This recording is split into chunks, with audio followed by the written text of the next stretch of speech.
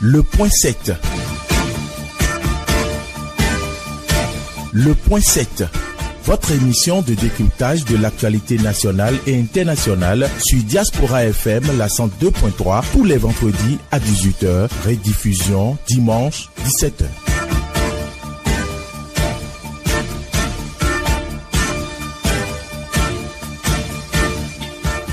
Mesdames, Mesdemoiselles, Messieurs, bonjour. On se retrouve en studio. Aujourd'hui encore, nous sommes vendredi. Julien Kitty, l'émission a démarré, s'il vous plaît.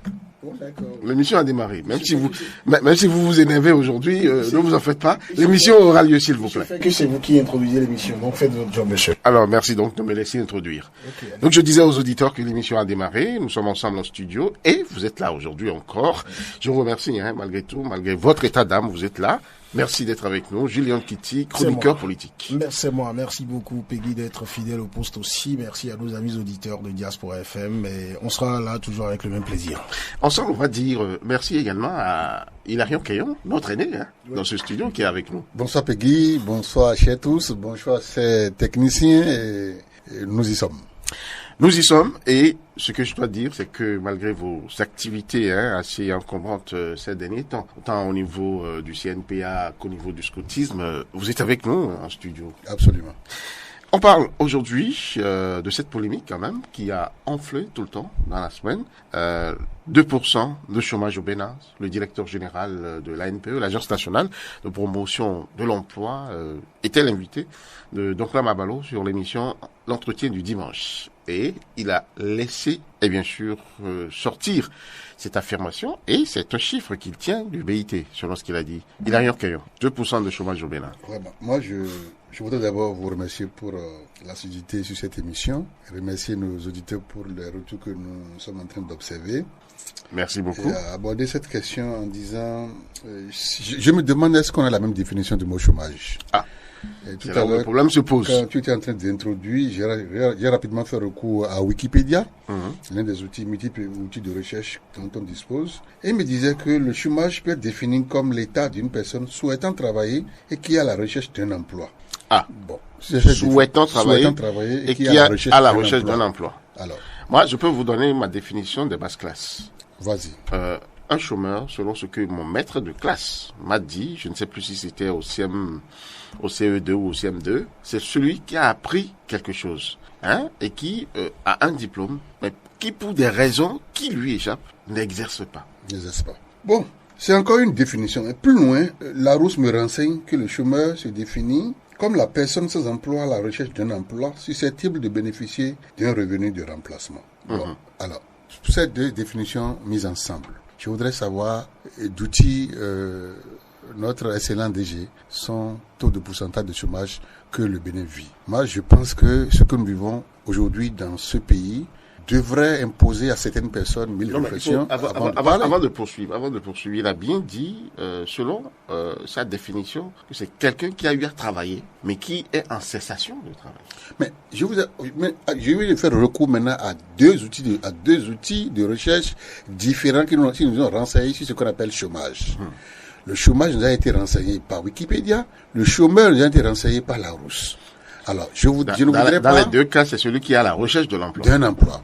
Et je ne voudrais pas qu'on laisse de côté tout ça et fier à la définition que le DG donne au mot chômage. Non, mais il a bien dit qu'il tient cela du BIT, le Bureau international du travail. Je ne voudrais pas dire qu'il est malhonnête, mais il faut quand même... On ne va pas dire ça. Non, on ne dira pas ça. Mais nous on ne va même pas y penser. Nous sachions ce que nous vivons.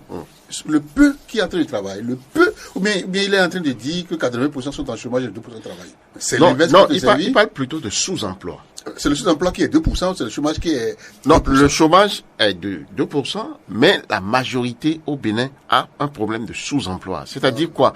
J'ai été formé, j'ai eu le diplôme de technicien de froid, par exemple. Mais je n'ai pas l'occasion d'exercer, mais je trouve, comment dirais-je, un emploi de quelqu'un qui tient un bar, un gérant de bar, ou un gérant de cabine téléphonique, ou encore de mobile money, voilà. Là, le DG, on comptabilise tout ce bon monde. On mettait peut-être dans le sous-emploi. Je ne sais d'où il tire ces statistiques, mais c'est, à mon avis, je crois que c'est un abus. C'est un abus. Nous savons ce que nous vivons. Le peuple béninois, c'est ce qu'il vit, les conditions de création des emplois, comment elles sont offertes, comment est-ce que les emplois sont créés, ce que l'État a créé, comment est-ce que ça vit. Et donc, quand on voit tous ces compartiments, c'est compliqué d'aller dans le même sens que le DG, qui soutient que le Bénin a un taux de chômage de 2%. Je ne voudrais pas que ça recommence parce que ça énerve, ça révolte. Quand vous voyez la masse d'hommes qui se trouvent en chômage pour des raisons d'absence de moyens, pour des raisons de manque d'espace créé par l'État pour avoir l'emploi. C'est vrai, l'État ne peut pas donner l'emploi. Dans aucun pays, l'État ne saurait donner l'emploi à toute sa population. Mais l'État crée l'espace d'emploi. L'État favorise la création d'emplois. Lui, en tant que directeur en charge de la promotion de l'emploi des jeunes, quel espace d'emploi il a créé pour les jeunes? Qu'il fasse ces statistiques-là. Quand il venait, combien de chômeurs il y avait dans ce pays? Quand il est venu, combien de chômeurs nous avons encore aujourd'hui? Je crois qu'il faut qu'il fasse tout. C'est pas parce qu'il prend des étudiants en stage chez lui pendant 1 an, 2 ans, ou qu'on ventile, qu'on expose dans les entreprises publiques ou privées. On appelle ça en bon français la pré-insertion. La pré-insertion. Bon, oui. c'est ça qu'il compte encore dans les emplois, je ne sais pas. Mais sinon, ce qu'il dit, c'est suffisamment grave parce que c'est révoltant. Les chômeurs sont largement plus nombreux que ceux qui travaillent. Et ceux qui travaillent encore sont sous-employés. Et donc, quand il soutient une statistique comme ça pour dire qu'il tire ça du BIT, je sais vraiment pas sur quel indice le BIT fait ses calculs, mais l'essentiel, c'est ce qu'on vit. Ce qu'on vit, c'est le chômage ambiant. Et ça dépasse largement les 50% des populations de notre pays qui se trouvent en quête de l'emploi. Et donc, je ne sais pas, Julien qui a souvent la société de savoir d'où est-ce que les gens tirent des statistiques comme ça. Peut-être que quand il va prendre la parole, il va le dire. Il va vous le dire tout de suite. Il va le dire. Alors, il va Julien beaucoup Kiti, plus là, vous venez nous berner dans ce studio, si vous êtes sorcier. Non, mais chacun est sorcier de sa capacité à apporter une contribution, un grain de sel à la compréhension des choses, parce que c'est même le credo de cette émission, ce que nous voulons faire ici. Non, moi je pense que je vais pas tomber dans le piège des définitions. Moi, je voudrais rester dans les principes, les facteurs de communication de masse. Vous savez, nous pouvons donner aux définitions que vous avez données là. Je veux bien ajouter la définition de Bertin Corvy. Ah oui. Qui lui, même s'il n'a pas été totalement gentil avec Yobert Mbidi, il a dit à ceux qui s'attaquent aux 2%, il dit non que le chômeur, c'est celui qui travaillait et qui était connu dans les statistiques donc de l'État comme étant en train de travailler, que ce soit dans le privé ou le public, qui perd son travail. Alors, et il dit que c'est calculé sur la base du nombre de chômeurs, de travailleurs qu'il y avait l'année précédente et par rapport à cette année. Et il finit par dire, quand il a fini de dire à ceux qui attaquent Hubert Mengwidi que non, les 2%, ça peut s'expliquer, ce n'est pas tel qu'il le pense, mais il dit que ce que dit le DGNPE lui-même, que c'est grave, ça veut dire que de l'année dernière à cette année, est-ce que les gens ont perdu des emplois? Et que c'est sur cette base qu'il nous parle et qu'il leur avait perdre dans cet emploi. Bon, vous voyez un peu, quand vous mettez tout ça de côté, lorsque une personnalité publique qui tient une fonction publique comme ça vient sur une chaîne de télévision ou bien fait une sortie médiatique, quel est l'objectif? C'est de créer le moins possible des hilarions Kenyon fâchés qui sont prêts à dire en des termes à peine voilés qu'il est malhonnête. C'est d'éviter, c'est-à-dire, il faut que quand il sort de cette émission, ceux qui se plaignent de ce que le gouvernement du président Patrice Talon ne fait pas suffisamment ce qu'il faut ou ne fait pas assez pour que les gens aient de l'emploi, il faut que ceux-là, ils soient calmés un peu. Ils soient rassurés. Ils soient moins surchauffés. Si au sorti de son émission, dans l'opinion, c'est que les gens sont plus fâchés, au point de considérer, d'ériger ce qu'il a dit au rang de mensonge. Certains m'ont parlé de mensonge d'État. Si vous rentrez dans les définitions, bon, vous allez d'abord parler pendant longtemps, vous allez finir par trouver une bonne définition. Peut-être, on est en sciences, les gens parlent de sciences exactes. Non, dans le milieu scientifique, même que les gens sur la même matière, tu vas voir 2 experts te dire, nous avons trouvé 2 résultats différents. Ça dépend de la base sur laquelle chacun a fait ses recherches. La preuve est que Hilaire Kenyon nous a donné 2 définitions. Voilà. L'une de Wikipédia et l'autre... Mais quand lui, là où il a été très malin, il dit, je trouve 2 définitions qui ne concordent pas forcément, mais comme son objectif, ce n'est pas de célébrer la contradiction des définitions, mais c'est de dire, dans tout ce que j'ai trouvé là, j'ai pas trouvé pour Hubert dedans. Donc, pourquoi il vient dire ça? Monsieur le directeur général de l'ANPE. Non, écoutez, si Urbain Amegbedji, simple citoyen, acteur de la société civile qu'on connaissait, venait dire quelque chose du genre, il va se dire, j'ai entendu ça de BIT, et peut-être même dans son ancien rôle, il va attaquer ça. Le citoyen lambda, comment il reçoit le message et dans quel contexte il le reçoit? Aujourd'hui, là, regarde tout le gouvernement avec les DG, les députés, ils ont fait tournée nationale pour expliquer cherté de la vie. On finit, on se dit que ceux qui ne comprenaient pas ce que faisait le gouvernement en termes d'efforts, plus de gens ont compris. Et pourtant, la polémique continue d'avoir lieu. Certains disent, j'étais encore quelque part hier où on me dit non, que la tournée là, ça n'a rien apporté. Bon, d'ailleurs, vous avez quelqu'un dans ce studio qui est prêt à répéter à qui veut l'entendre que la tournée là était d'une inutilité rare. Voilà. Pendant que les gens... L'expression est consacrée. Pendant que les gens sont si ingénieux en imagination de mots pour attaquer tous ces efforts du gouvernement, quand c'est dans ce contexte-là, l'emploi est étroitement lié à la condition de vie. Donc, quand le DGNPE décide de sortir dans cette période-là, forcément, sa sortie médiatique doit contribuer à apaiser.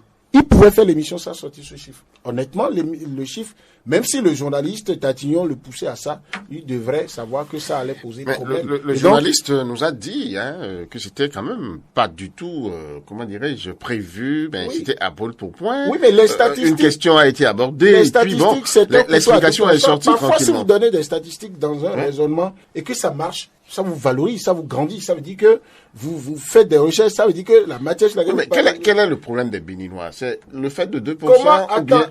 Non. On dit c'est les chiffres qui sortent. Comment le Béninois comprend ça? Oui. Le Béninois comprend que lui veut dire que... Il n'y a pas de problème de... Et sur 100 là, 80 ont l'emploi au Bénin et que 2 n'en ont pas. Et ils sont prêts à dire sans même aller lire sur Wikipédia qu'il ment. Ils sont prêts à dire à le diaboliser. Mais est-ce que c'est normal? Non, mais attendez, en communication. Est-ce que c'est normal que les Béninois aient cette réaction? En communication. Je vous rappelle que sous le président Boni Yayi, c'est comme ça, un directeur général de l'ANPE était monté également au créneau pour dire, mais les Béninois pensent qu'il n'y a pas d'emploi au Bénin, mais il y a d'emploi et que le taux de chômage était vraiment assez réduit. Et ça avait, en son temps, soulevé celui qui a été à l'école, qui a été à l'école au temps de nouveaux programmes, qui est venu à l'université, il fait un master, il est d'une, et là, ça, je préfère dire ça du cousin de Kenyon pour dire que c'est plutôt son cousin qui est mal formé à l'université, là, qui est d'un niveau d'une nullité indescriptible, mais qui, lui, ne trouve pas du travail, ou bien il dépose des dossiers, on ne le recrute pas, il va faire des tests, il échoue assurément. Mais lui, il est à la maison, il se compte parmi les chômeurs. Ne venez pas lui dire que, au nom du fait qu'il ne comprend pas correctement les concepts, il faut qu'il accepte que sur 100, c'est 2 personnes qui n'ont pas emploi au Bénin. Même mieux. Donc, il faut éviter de l'énerver. Il n'est même pas qualifié pour avoir l'emploi. Il s'en fout. Il y a l'Institut national du travail de la France qui définit le chômage. Il dit le chômage représente l'ensemble des personnes de plus de 15 ans privées d'emploi en recherchant un. Alors, privées d'emploi. Et qui sont en train d'en rechercher un. Ça veut dire donc, c'est toujours que celui qui est à la quête du travail. C'est encore grave que le DG tienne ses propos. Privé d'emploi, ça peut être compris comme quelqu'un qui avait l'emploi à qui on a enlevé ça. Très bien, justement, c'est là où j'en viens. Et ce n'est pas forcément l'État qui a enlevé ça. Très bien, on en revient là. Oui. Calme-toi. Oui, nous sommes là pour éclairer la lanterne de ceux qui nous écoutent. Oui, écoute, si on doit même parler dans ce sens, quel est le gouvernement qui a le plus scellé dans la privation d'emploi des gens dans ce pays? La Sonapra est fermée. Ce ne sont pas des inertes qui travaillent là-bas. C'est des êtres humains. Ils sont à la maison. Il y a eu départ volontaire dans ce pays. Tu as parlé de départ volontaire. Ici, ce n'est pas départ volontaire. Ils ont fermé la boîte. Les gens sont renvoyés à la maison. La NAT a connu un licenciement massif. Les gens sont à la maison. C'est un paradoxe que les auteurs de ces crimes viennent dire que nous avons connu 2% de chômage. Je reviens à cette définition pour dire que c'est suffisamment grave. Puisque nous ne sommes pas, à moins qu'on soit amnésique, souvenons-nous dans ce pays de la révolution à nos jours. Oui. C'est l'un des rares, sinon le seul gouvernement qui a connu un licenciement abusif et massif. Et malheureusement, les acteurs viennent nous dire qu'ils sont à 2% de chômage. Revenons à la définition que j'ai donnée tantôt. On dit le chômage représente l'ensemble des personnes de 15 ans et plus, privées d'emploi en recherchant un. Alors, s'il vous plaît, si c'est le cas, mais c'est est-ce que vous avez des statistiques contraires? Je m'en tiens aux définitions. Et on fait une comparaison liée au temps. Quand Yahibouni était là, quelle société a fermé? Quand Kérékou était là, quelle société a fermé? Quand Soglo était là, quelle société a fermé? Mon éminent confrère disait tout à l'heure qu'il y a licenciement. Ne comparons deux choses comparables. Ici, on parle de chômage, vous parlez de licenciement. Il y a eu départ volontaire. Vous parlez de départ volontaire. Ouais. Ici, on parle départ de chômage. Ciblé. Départ ciblé. Ici, on parle de chômage. Le départ ciblé, par exemple, c'est pour te dire qu'il y a eu des... Julien Kitty, laissez-le finir, vous aurez votre tour de parole. La société en charge la société en charge du coton, là.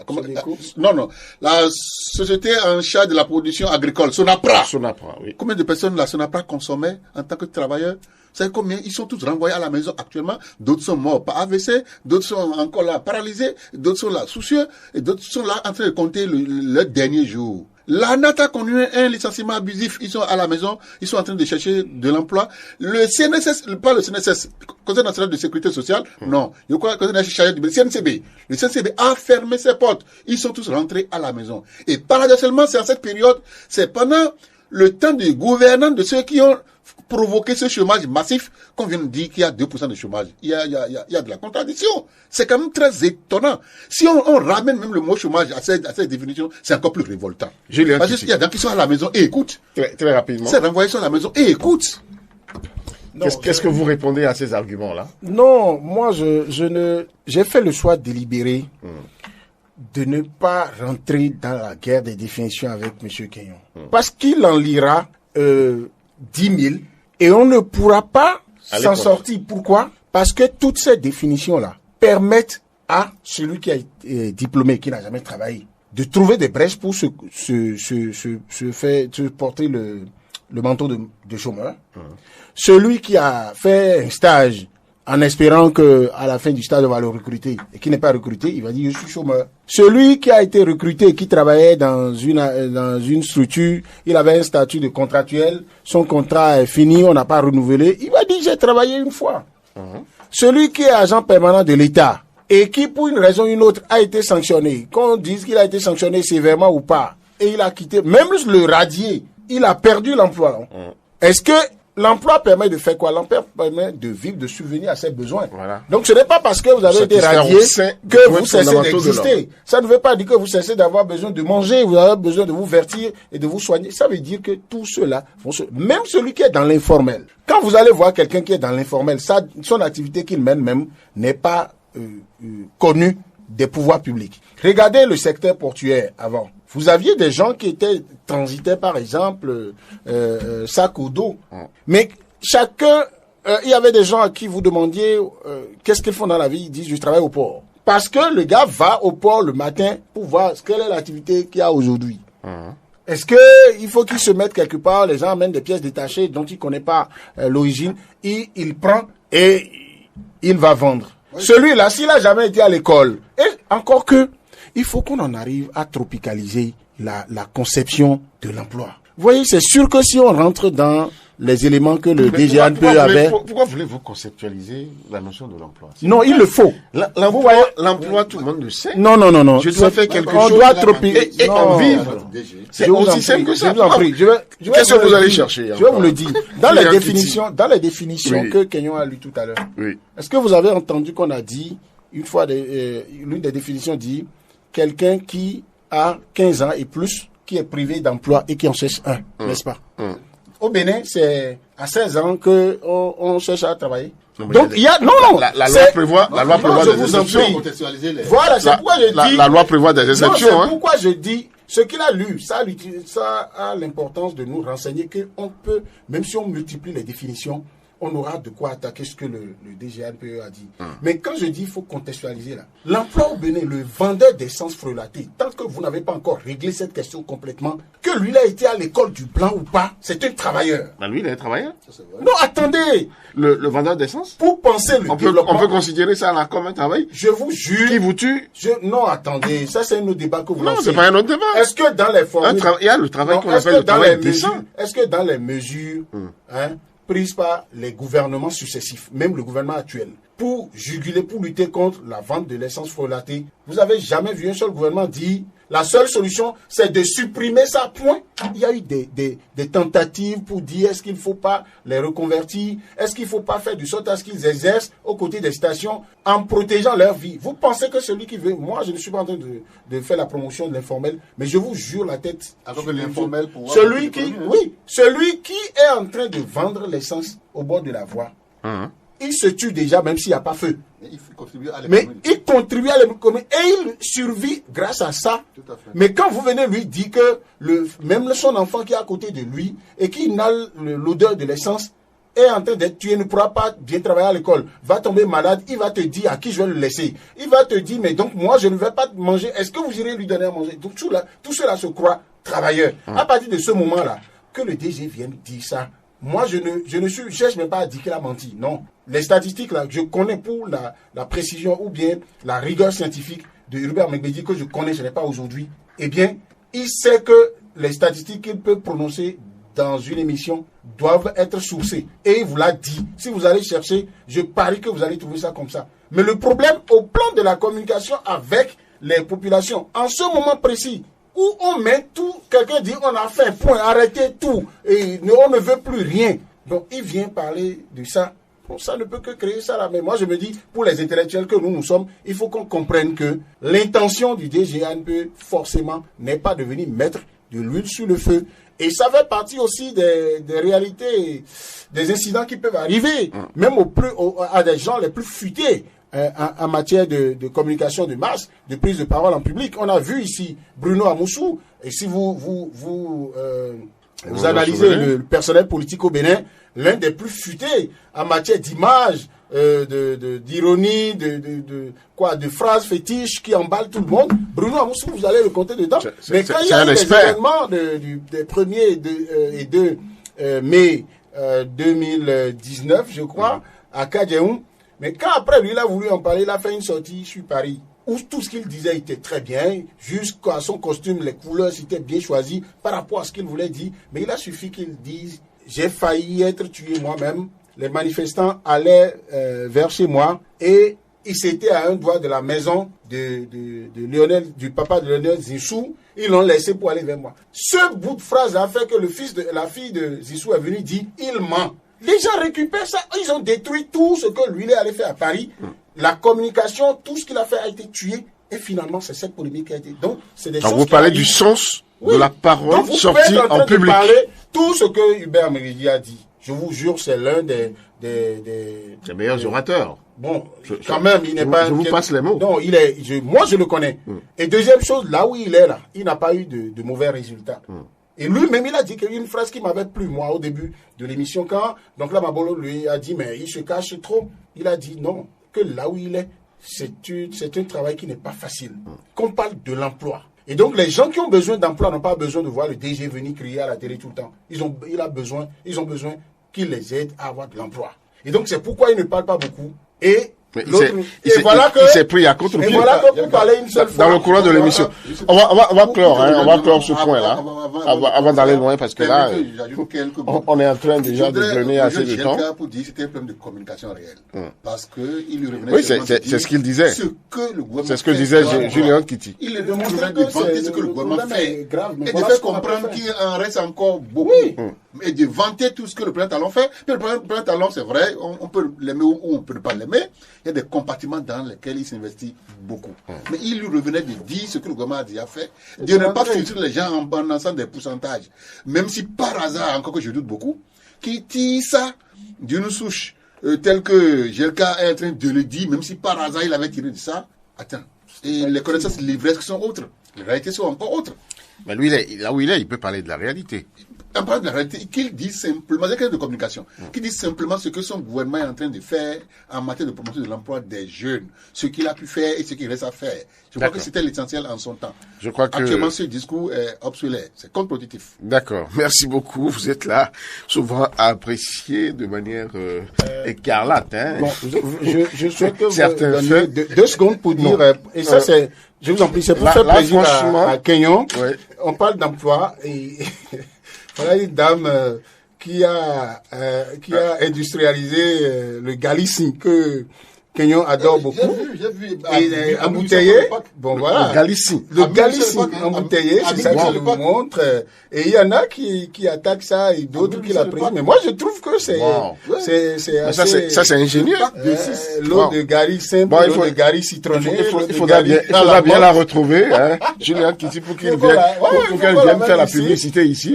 On va l'aider, on va déguster d'abord. En prévoyant une bonne partie de dégustation surtout pour les enfants de riches qui vont à l'école et qui pensent qu'il faut prendre 100 000 francs pour faire goûter, là. Vraiment. Il faut leur donner ça. Il faut vraiment leur donner. Et ça, je salue, hein, cette ingéniosité. Nous allons passer au deuxième sujet. L'aéroport de Glodjigbe, commence à être rangé au calendrier grec ou bien, en tout cas, on se pose des questions. Jacques Ayadji, le directeur des grands travaux, est monté au créneau cette semaine et a avancé quelques raisons pour dire pourquoi, eh bien, ce projet est en train d'être, disons-le, délaissé ou je sais pas. Julien Kitty.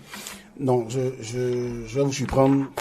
J'ai rien à dire sur les déclarations de monsieur Jacques Ayadji. Il est venu, je suis sûr que ce qu'il a dit, j'ai perçu ça beaucoup plus comme une analyse, une hypothèse qu'il a émise. Quoique la position est une position qui devrait lui permettre de savoir précisément ce pourquoi le projet n'est pas encore dans sa phase opérationnelle. Moi, c'est quand même. Non, je n'ai pas entendu dire que le projet. Il a un portefeuille de tutelle quand même. Oui, mais il doit en savoir un mot. Alors, quand moi j'ai suivi cette émission, j'ai eu la chance de suivre tout au moins la rediffusion. La journaliste était en train de l'acculer sur le fait que il y a des projets que le gouvernement avait lancés comme projet phare qui devraient déjà être tout au moins en cours d'exécution, mais dont on n'entend pas parler.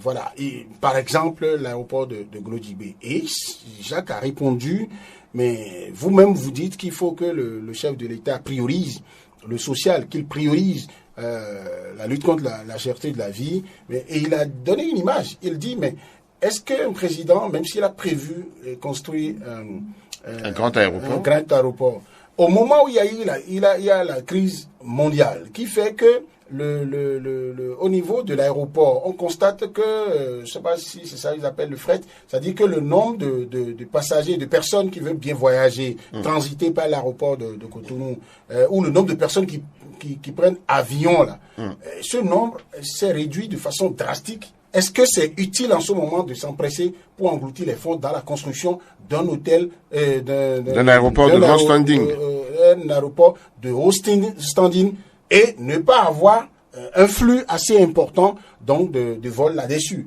Et que donc un chef d'État peut réajuster les priorités du moment. Je ne l'ai pas entendu dire que le projet n'adviendra plus jamais.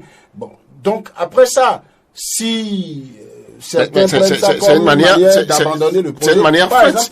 C'est une manière faite de le dire. Il a parlé de dire carrément, Julien Kitty, que ce projet n'est plus utile pour le moment. Pour le moment, là, je suis d'accord avec lui. Je suis d'accord avec vous. Oui. Ce que Jacques a dit, ça signifie que ce projet n'est plus prioritaire maintenant. Donc, il n'est plus à l'heure du jour. Circonstances, parce que il y a des situations inattendues. On se retrouve en crise. Et quand on est en crise en matière de gouvernance, on réajuste les choses. Et c'est ce que la même population béninoise est en train de demander au chef de l'État. Lorsque quelqu'un demande, on citera ce chef quartier de l'Okosa toute la vie, qui dit de mettre au besoin les grands travaux en berne, la construction des routes en berne. Manger. Mais c'est de la même manière que le chef de l'État, un bon père, peut-être. Parce que moi, je ne sais pas, le chef de l'État, le gouvernement n'a pas officiellement dit ça. Mais comme c'est Jacques Ayadji qui le dit et que c'est à lui, que c'est lui. Bon, alors ça, je n'avais pas entendu. Si le gouvernement l'a dit, bon, c'est bien. Ça veut dire que le gouvernement dit, je ne mets plus ça dans les priorités maintenant.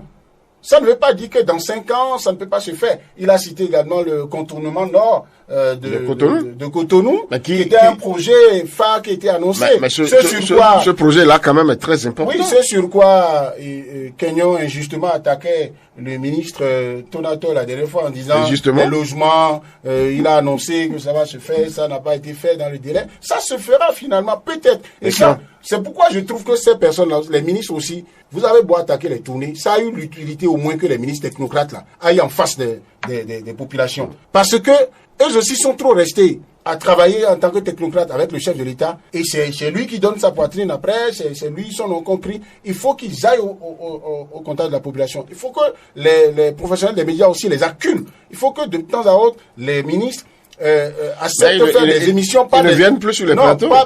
Pas des débats, des plateaux complètement arrangés où vous les sentez trop dans un confort. On a des ministres communicacophobes, ou bien comment on va dire. On fabrique le thème là. Bon, s'il faut aller chercher des gens qui ne sont peut-être pas à la télé ou bien à la radio pour venir leur poser des questions. Prenez un Hilarion Kenyon, il est dans les patrons de presse écrites, mais écoutez, amenez-le pour mettez un ministre en face de lui. On va prendre pendant 15 minutes, qui lui pose des questions, vous allez voir le ministre. Alors, quelles questions vous allez poser au ministre de tutelle? Depuis le 14 janvier 2021, le ministre, donc le porte-parole du gouvernement, Léon Mbedji, disait que le gouvernement a mis un focus sur l'aéroport de Lodjibé. Et l'argument principal qu'il avait évoqué était la pandémie de Covid-19. Voilà. Et il disait que ça a fouetté le flux aérien à telle enseigne que dépasser des centaines de milliards sur un projet pareil pendant qu'il y a encore d'autres priorités. Ça ne servait à rien. Ça ne servait à rien. Et c'est pour ça que le gouvernement a sauté cette priorité sur le PAG 2021-2026. Et donc, c'est dit tout au moins que le délai d'exécution, le délai de non-exécution de ce grand projet est encadré. Donc, Talon ne pourra pas faire l'aéroport avant la fin de ses deux mandats. Il ne pourra pas faire ou il ne veut plus le faire. C'est deux choses différentes. Il ne veut plus le faire. Parce que là, on comprend des explications et du porte-parole et du DGPR, du directeur des grands travaux. Voilà. Eh bien, simplement que on a différé. Ça n'existe, en tout cas, ça n'existera plus pendant qu'ils sont là. S'il doit être conséquent vis-à-vis de ce qu'ils ont dit eux-mêmes. Donc l'aéroport va rester à l'état de pur rêve. C'est lui qui en avait trouvé l'opportunité, c'est lui qui a dit je ne fais plus. Et il n'a pas été le seul, il n'a pas été le premier. C'est un dossier qui faisait son parcours. Mais quand il est venu, il a fait un grand pas. Il a exproprié les gens, il les a dédommagés. Ceux qui sont morts, ceux qui sont vivants sont encore vivants. Ceux qui sont entraînés dans la boue sont entraînés encore dans la boue. Donc il faut dire qu'il a fait un grand pas. Mais il faut le dire réellement, est-ce que la priorité maintenant c'est l'aéroport? Est-ce que la priorité c'est l'aéroport? On parlait tout à l'heure du chômage. Les centaines de millions investis et engloutis dans ce projet, ça va aider la grande partie du pays comment? Puisque ça ne va aider que le développement du tourisme en priorité d'abord, et puis après les commerçants. Le tourisme. Mais ça va rapporter quand même de gros sous. Il y a les compagnies aériennes. Oui, si tout marche très bien, c'est que ça va rapporter de gros sous. Sur le plan touristique, un domaine dans lequel le chef d'État a demandé, s'est engagé à dépenser énormément pour sa révélation. Vous voyez aujourd'hui que ça a pris un grand coup avec l'avènement des djihadistes dans le nord. Le plus grand vivier touristique que nous avons, c'est la Pendjari. Aujourd'hui, la Pendjari n'est plus sécurisée. On n'est pas sûr d'être dans la Pendjari. Ils ont déjà frappé la Pendjari 2 fois. Non, mais le chef d'état-major des armées a bien dit hier que toutes les dispositions. Non, s'il vous plaît, ils ont dit la même chose. Pour que la sécurisation soit effective. Moi, j'ai écouté le général. Entre les discours des généraux et ce qu'on vit, qu'est-ce que tu as choisi? C'est lui le chef. Mais je dis discours des généraux, ce que tu vis, qu'est-ce que tu as choisi, s'il te plaît? Les deux frappes de la Pendjari ont porté un coup dur au tourisme béninois. Il faut le reconnaître. Et ça, je ne sais pas si le chef d'État a prévu ça déjà en estipant son programme d'action gouvernementale. Mais quand tu vois tout ça là, c'est inutile encore de faire notre aéroport. Nous avons quel carrefour commercial au Bénin qui va permettre aux gens de venir, de fréquenter nos aéroports pour qu'on puisse avoir de la liquidité. Encore que le trafic aérien en Afrique, c'est trop cher. C'est excessivement cher. Donc moi, je trouve opportun que ce projet soit décalé ou même annulé pour le moment. Mais ceux qui avaient été déjà expropriés. Justement, c'est la question que j'allais poser. Qui ont construit leur maison.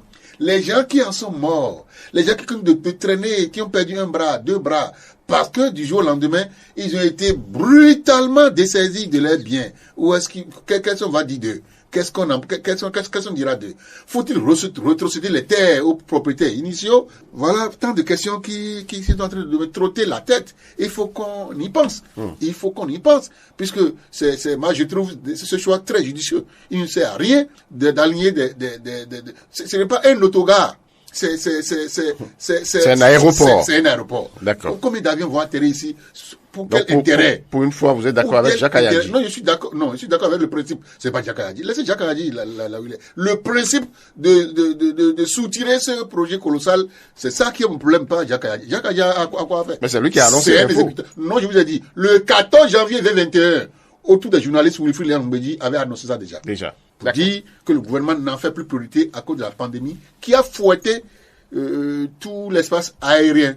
Merci beaucoup. Nous allons passer au troisième sujet. Les démocrates qui aujourd'hui sont en tournée.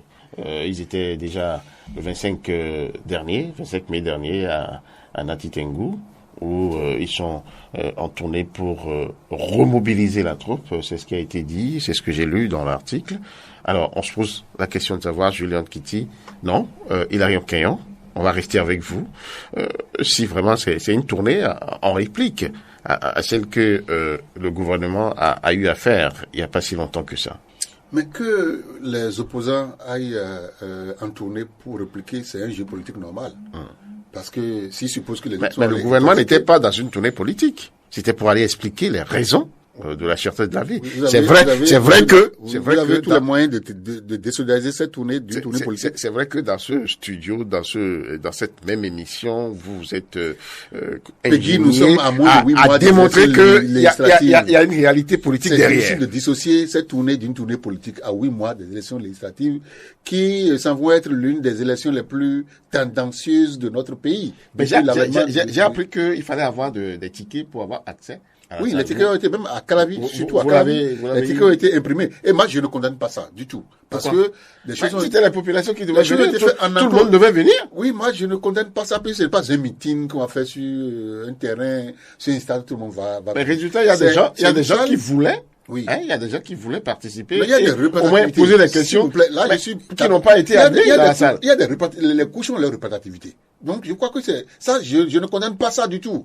Les choses sont faites dans une salle.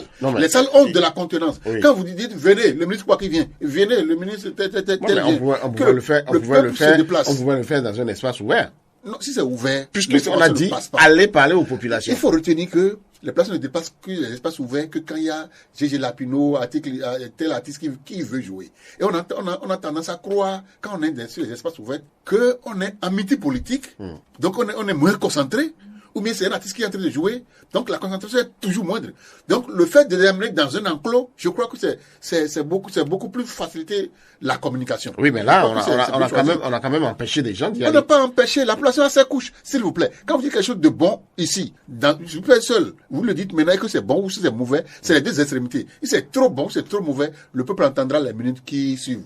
On n'a pas besoin de la quantité pour véhiculer le message. Donc c'était normal qu'on empêche des gens, des populations à avoir accès à ces salles. Ce n'est pas à condamner. L'essentiel de la si on doit dire même population d'un seul quartier, même le terrain de Calavi peut-il contenir ça? Non.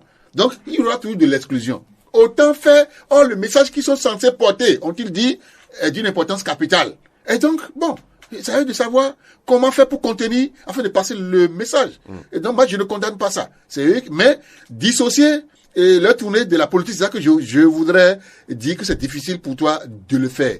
Quant à la tournée de l'opposition, c'est évident qu'ils montent au créneau, qu'ils sont organisés. Parce que, qu'on le veuille ou non, il doit y avoir de l'intoxication. Nous sommes à l'avènement d'une élection. Qui est toxique. Et tout ce qui se dit n'est forcément pas qui va intoxiquer? C'est les opposants vont intoxiquer les populations, les opposants vont aller désintoxiquer. Ah, d'accord. Et donc, avant de désintoxiquer, il faut avoir l'intoxication. Voilà. Quand on me dit que le gari est cher parce qu'il y a guerre en Ukraine, c'est de l'intoxication. Quand tu entends les gens parler, mais je dis, mais c'est au Bénin que ça se passe, surtout avec la tournée relais, que les maires commençaient par faire, maire de Soava, maire de Calavi. Je dis, mais attends, ceux-là, ils disent quoi? Ils sont actuellement sur le terrain. Mais ils sont sur le terrain. Quand tu écoutes leur discours, tu as la chair de poule. Et malheureusement, c'est des amis qui tiennent des... Je dis, mais attends, je les paie comme ça. Vous les appelez, non? C'est l'un des canaux. Je les paie comme ça. C'est inadmissible. C'est inadmissible que des amis que moi je connais, dans tous les cas, un peu proches de l'éthique, Ça donne à des jeux comme ça, mais ce n'est pas normal. Mais c'est le discours à tenir. Le poisson qui est dans l'eau, on ne le trouve plus parce qu'il y a guerre en Ukraine. Mais c'est inadmissible. Non, ça c'est trop gros. C'est ça. Mais il a rien, vous n'allez pas dire ça. On approche tout à la guerre en Ukraine. Non, je ne pense pas. Je ne suis pas d'accord avec vous. Quelle raison? Mais qu'on a fait l'huile à 1300. L'huile, comme on l'a appelé Azimi, à 1300 francs CFA. Moi, j'étais au marché hier. Hier seulement, je veux parler de mercredi. De 600 à 1300. C'est minimum à 1500, sinon à 1600. Donc, moi, les raisons évoquées doivent amener une opposition sérieuse, organisée, à se lever. Et c'est à ça, moi, je les remercie d'ailleurs. Puis, il faut que le discours politique soit mené pour que la population sache qui dit la vérité et qui ment. S'il vous plaît, de tout ce que le gouvernement dit, il n'y a pas que de mensonges. Mais il n'y a pas que de mensonges. C'est vrai que la guerre en Ukraine a des impacts négatifs graves sur le continent. On en aura davantage si ça continue. Il faut relever ces impacts négatifs et les sortir.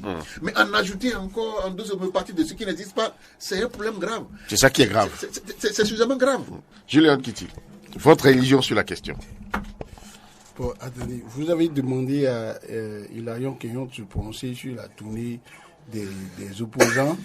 Et pourquoi vous le laissez faire son 15% de son temps de parole là, sur la suite de la tournée gouvernementale où il va trouver que... Vous voulez que je réponde à votre question? Non, mais attendez, vous-même là.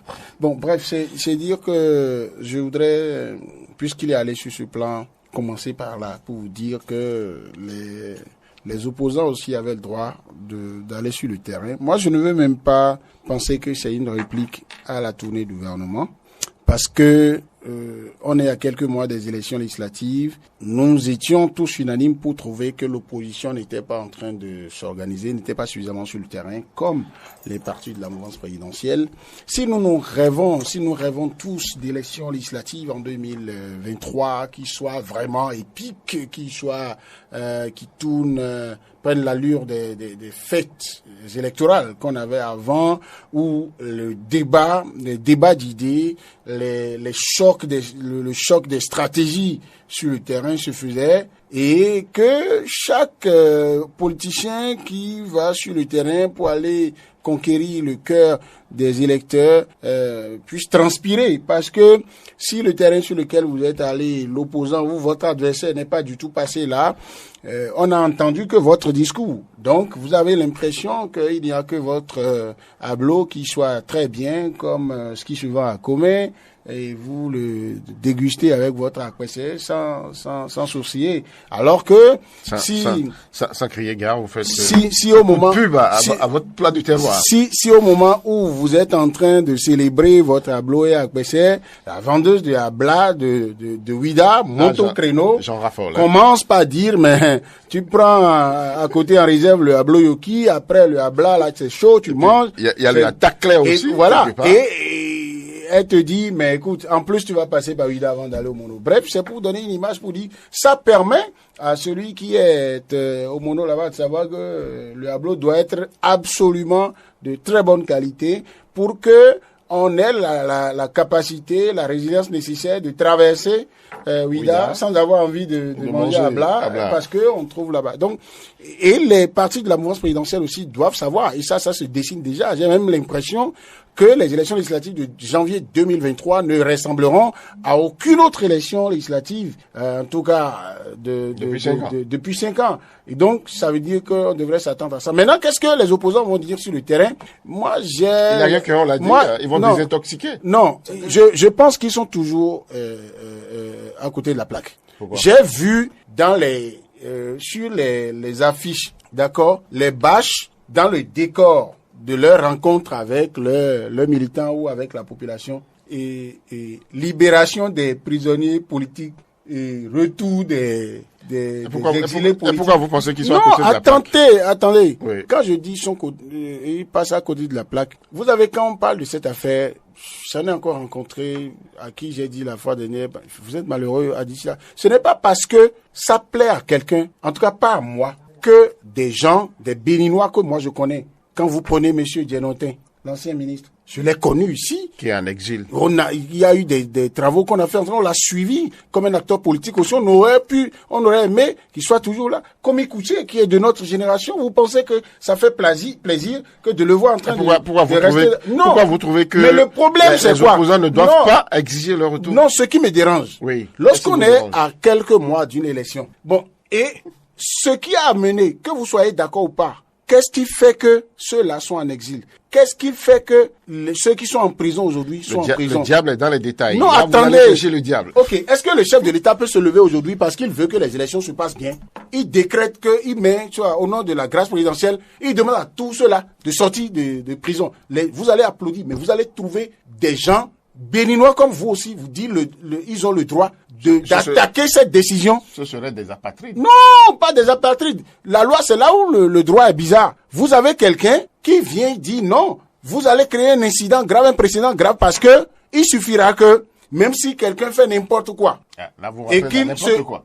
Oui, parce que il y a des gens... Vous savez que c'est des défis politiques. Mais attendez, il y a des solutions politiques pour régler les problèmes politiques. Des solutions politiques peuvent être trouvées. Oui. Mais je dis, à quelques mois là, ces solutions politiques ne doivent pas être dans la rue actuellement. Bon, ça, c'est si moi je suis à la place des leaders... Donc ne demandez pas, ne déniez pas aux autres. Non, mais de réclamer ce qui je dis actuellement là, le rang que je connais, le rang que je connais, qu'est-ce que vous voulez que les opposants disent? Non, en tant qu'opposant, il ne peut pas faire de sortie sans d'abord réclamer comme préalable le retour en liberté de ceux qui sont gardés, oui, et le retour au pays de ceux qui sont en exil. Bon, d'accord. Non, c'est bon, c'est ça. C'est les opposants. Bon, c'est le premier. Ils veulent qu'ils sorti disent, non, pas du tout, pas du tout, pas du tout. J'aurais aimé, si moi j'étais dans leur équipe, je devrais les conseiller. J'allais leur dire, on peut même faire cette mise en scène là. Nous allons sur ce qui fera l'objet de discussions lors des élections là. Nous attaquons, ou bien là où le gouvernement, selon nous, est allé mentir, on vient déconstruire et les médias peuvent les interroger sur ce genre de questions. Qu'est-ce qu'ils mettent dans ça là? Maintenant, ils mettent ça sur... C'est ça qui est l'objet principal, c'est ça qui est mis. C'est leur tournée, c'est ça. Sur leurs affiches. Tu vois les opposants, en voulant faire leur meeting, ne leur reprochez rien quand vous voyez en bandeau derrière, libérer. Il n'y a que ça d'abord. Moi, on ne peut pas leur reprocher ça. Si je vois un opposant, un véritable opposant en train de faire un meeting quelque part, et que derrière lui, on ne trouve pas les photos de Rekia Madougou, de Joël Aïvo, ou leur nom, et on ne demande pas leur libération, ça veut dire que ce n'est pas des opposants. Donc c'est leur fond de commerce. Pas forcément, mais ça doit être leur revendication première. Parce que pendant que les autres privés de leur liberté, c'est inadmissible que vous soyez en balade sans penser à eux. C'est le même basique. Oui, mais Hilarion Kenyon, oui, quand à quelques heures ou à quelques minutes de l'arrestation de Rekia Madougou, oui, elle disait une chose. Ils peuvent venir me chercher, mais je suis convaincu que quand je serai en prison, vous allez continuer le combat. Est-ce que ça a été le cas? Non, ça là, Rekia Madougou a été naïve. C'est une dame qui ne connaît pas le peuple béninois. Malheureusement, elle y a vécu, mais ne connaît pas le peuple béninois. Le peuple béninois ne mérite pas qu'on pèse son sang pour lui. Ce n'est pas possible. Ah, vous êtes excessif. Non, ça c'est vrai. Il faut Attends, quand il disait ça, moi, je souriais. Je riais même. Il dit, mais est-ce que la dame là se trompe de cible? Nous sommes au Bénin, on n'est pas au Burkina Faso. On est au Bénin. Le Bénin n'aime pas que son sang tombe par terre. C'est sur place quand ça crépite. Sur place, quand elle disait ça, que certains sont sortis de la salle. Avant la fin du meeting. Parce qu'ils se disaient, bon, il faut pas qu'on vienne m'arrêter avec elle. Voilà. Si vous l'arrêtez, on n'a qu'à l'arrêter seul. Et donc, moi, je reviens sur le fait de brandir leur nom. Ça doit être la revendication première de tous les opposants qui veulent parler. Avant de parler une fois, on doit. Néanmoins, il faut développer les lobbies en sourdine. Les lobbies en sourdine pour leur libération. La libération ne dépend pas des incantations prononcées lors des meetings. Il faut déterminer des lobbies pour que les gens puissent sortir et ne pas se limiter à écrire leur nom sur les bandeaux. Mais heureusement ou fort, malheureusement, les lobbies ne se voient pas par tout le monde. Alors, je voudrais compter sur eux. Une question à laquelle certainement vous allez réagir mais avec véhémence ou je sais pas. Mais est-ce que vous voyez l'opposition aujourd'hui à ces élections législatives de janvier prochain? La question ne devrait pas être ça. Le problème c'est que est-ce que ce n'est pas opportun que l'opposition participe enfin au débat politique?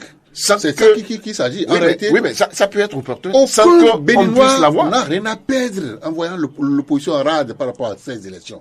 Je l'ai dit ici, il est enfin temps que le débat démocratique soit mené. C'est vous qui parlez. Oui, mais attends, nous y sommes parce que on suppose qu'on peut nous écouter. Parce que nous sommes en bas. Nous, on est par terre. On n'a plus peur de tomber. Nous sommes déjà par terre. Donc, nous sommes parmi ceux qui sont par terre.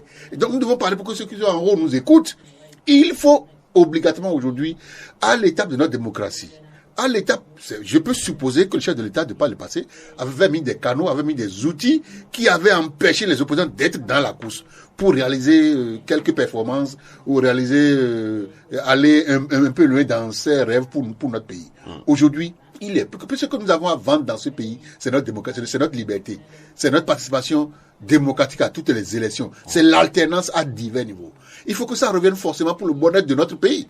C'est inadmissible aujourd'hui, avec l'âge que notre démocratie a, qu'on ait une assemblée monocolore. Ça ne nous protège pas. On a même la chaise de poule quand ailleurs on nous prononce ça. Il faut forcément aujourd'hui que l'opposition participe aux élections, au même titre que tout le monde. Alors, qu'est-ce qui va expliquer, qu'est-ce qui va peut-être contraindre, voilà, les organisateurs des élections aujourd'hui à faire en sorte que ce que nous avons eu au cours de 2019 ou de 2021 ne puisse pas se reproduire. Le clergé a fait une sortie la dernière fois, il y a quelques jours seulement.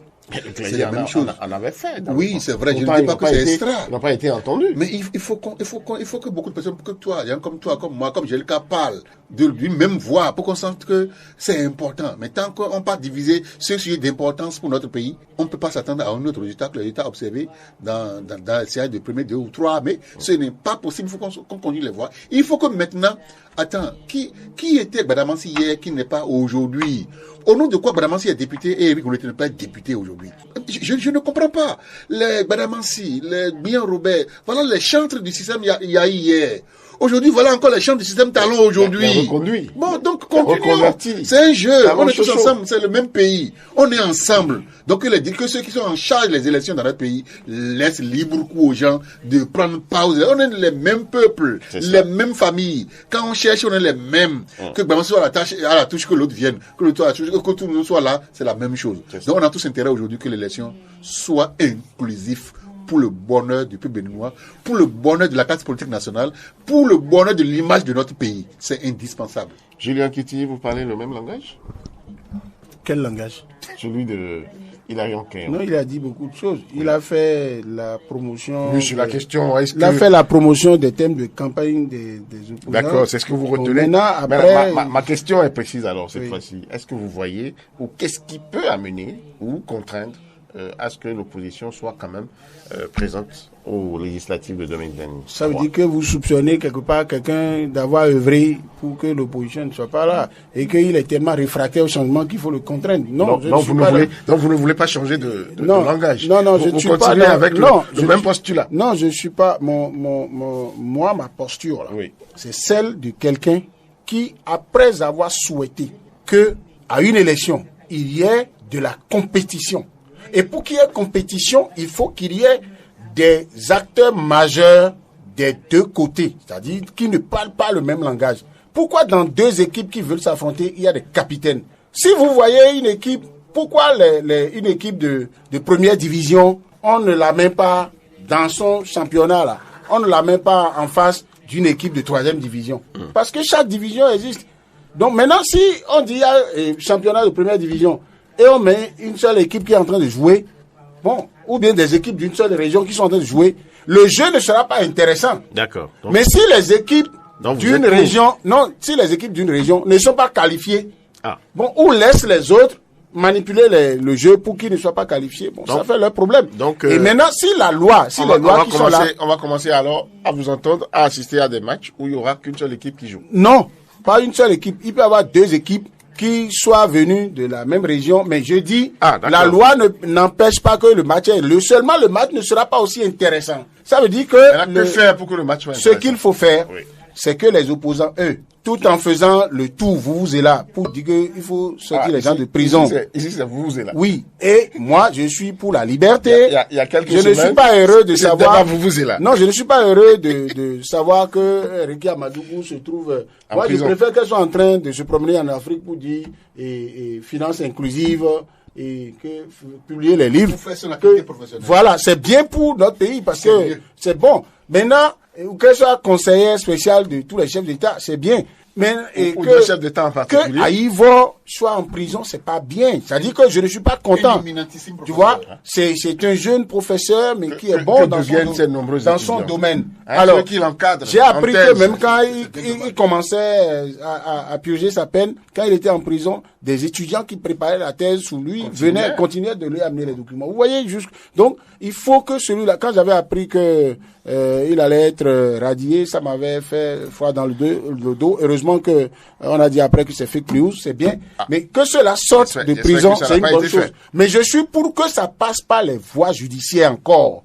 Pour qu'on ne dise pas, parce qu'on a dit, si cela sorte, l'atmosphère va être décrispée, on les sort comme ça va créer un précédent. Maintenant que les politiciens de la mouvance présidentielle aussi acceptent que tous les jours ne soient pas dimanche et que les élections législatives à venir, qu'ils aient du répondant. Oui, que ce soit un véritable classico et qu'on ait la possibilité de savoir si ceux qui avaient le manteau de Lionel Messi à Barcelone, aujourd'hui à Paris Saint-Germain, vous en aurez dit tant. Merci d'avoir été là. C'était donc pour le compte de cette semaine, chers auditeurs. Si vous avez aimé, faites-nous le sentir. Commencez à nous écrire sur les pages, notamment de la radio et bientôt de l'émission, parce qu'on va commencer vraiment à s'y investir. Merci. Didier Guédou était à la technique. C'est pas toutes les fois qu'on l'a aussi, mais il était là aujourd'hui. Merci infiniment. Merci à vous, auditeurs, auditrices. On se donne rendez-vous pour vendredi prochain. Merci, au revoir. Au revoir. Au revoir. Le point 7. Le point 7. Votre émission de décryptage de l'actualité nationale et internationale sur Diaspora FM, la 102.3, tous les vendredis à 18h, rediffusion dimanche 17h.